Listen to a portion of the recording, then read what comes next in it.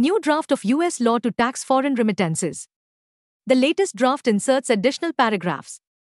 The tax imposed under subsection A shall apply only to any remittance transfer for which the sender provides cash, a money order, a cashier's check, or any other similar physical instrument, as determined by the Secretary, to the remittance transfer provider, the latest draft adds.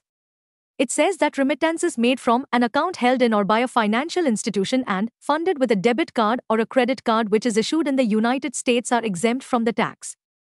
The One Big Beautiful Bill Act was passed by the U.S. House of Representatives in May this year. It is now up for debate in the U.S. Senate, following which it will be voted upon. Senate Republicans released their updated draft of the proposed One Big Beautiful Bill Act on 27 June and have a self-imposed deadline of 4 July to try to pass this bill, said Lloyd Pinto, partner, U.S. Tax at Grant Thornton Bharat. The updated Senate version significantly changes the remittance transfer provisions that were passed by the House Republicans.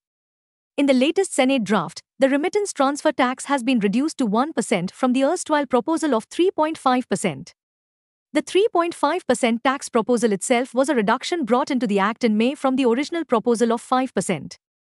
This, the latest relaxations, should come as a huge relief to the NRI community in the US as they will not be subject to this remittance tax if the remittances are made through accounts held with designated US banks and financial institutions or funded via debit or credit cards issued in the US.